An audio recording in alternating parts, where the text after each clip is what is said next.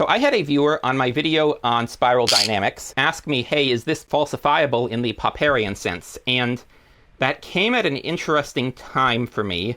I have not read the book they're referring to. I know about it, and it was basically, by the time I was in undergrad and grad school, Popper's idea of falsifiability, science should be falsifiable, had become the dominant paradigm. And I want to read that book at some point, but I'm also coming to the conclusion that I think fundamentally Popper was setting a standard that is just unattainable. And I've mentioned I made a video on the pragmatists, and ultimately I feel like the test of a framework, a paradigm, as Thomas Kuhn would say, in terms of understanding the world, is it more useful than the alternative tools that I have for this purpose? And so there's 3 books that I want to talk about related to here. This one I've talked about wanting to read for a while, and I finally did, Structure Scientific Revolutions by Thomas Kuhn. This one I just read and it rocked my world, and I want to read more stuff by him. And I've been meaning to read Michael Polanyi for a while, but name is The Logic of Liberty, but it's about scientific freedom and freedom in scientific inquiry. And then this one I actually read, and my father had a copy of this that I thought I took, and then I couldn't find, so I'm worried I might have left a whole box of books behind at his house, but I had to get a copy of my own.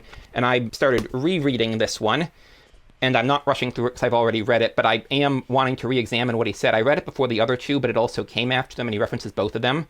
And all 3 of them, they have sort of similar ideas, but they're approaching it from different angles. And one thing all 3 of them kind of agree on is that all paradigms, as Kuhn would put it, are false for certain purposes.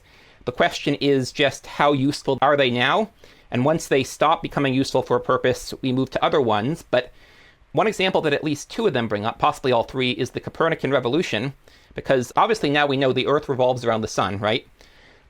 But for calculating eclipses, the Ptolemaic model, which assumed the sun and all the planets revolved around the Earth, is still more useful because it's assuming the Earth is at the center of the solar system.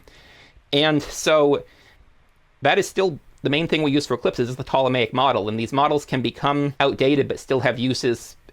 And newer models still have things they can't explain. It's just they're the most useful thing we have. And so the idea of Popperian falsifiability that I was taught, which is if there is one thing that is inconsistent with the model, then the thing must be either completely revised or discarded, I don't think is possible. It is, you're just picking from different paradigms. And that sort of gets into something else that I've been thinking about, which is the question of debunking. Because something I noticed starting about a decade ago is that a lot of debunkings didn't actually prove that things were factually wrong.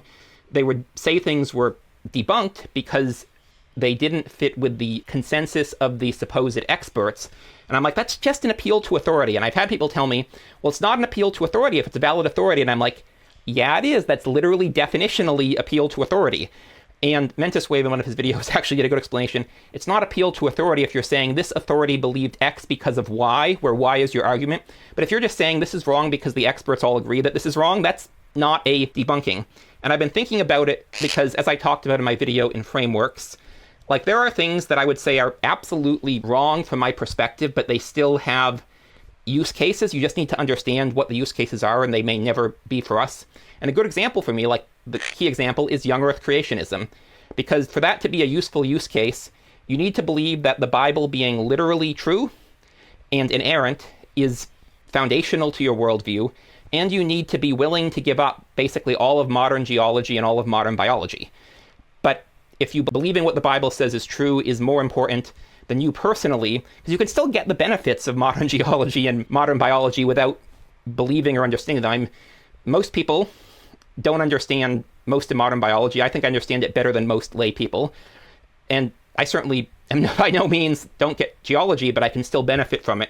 And so in that worldview, in that framework, it makes sense to believe in young Earth creationism, even if it is, by my standards, not true and not a paradigm that I would ever adopt. And so if something like that, fundamentally, I would say can't be debunked, you can just say, basically what debunking is it's just saying, in this paradigm, in this framework, in this worldview, everybody agrees that this isn't true. But you can have different interpretations of a paradigm or worldview, or different worldviews and different paradigms, different frameworks, where they might be similar and they aren't true. And so ultimately, I've seen this so much from like debunking sites at this point, I don't take them seriously. And also I've had people respond to me claiming stuff that I've referenced is debunked when what they mean is the experts in academia currently in this field believe this isn't true. And I'm like, that's not debunked. That's just groupthink. And it's appeal to authority. And so ultimately, I think nothing can ever really be debunked or falsified in the version of the Popperian sense that I was taught. And I do want to read Popper's original book to see how accurate, how true that is to his vision.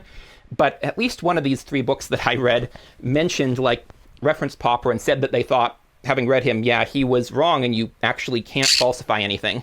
And so I wanted to talk about that quickly. I might have more to say on it, but thanks for watching. I'm Magpie. This is Leela. We'll see you all in the next one.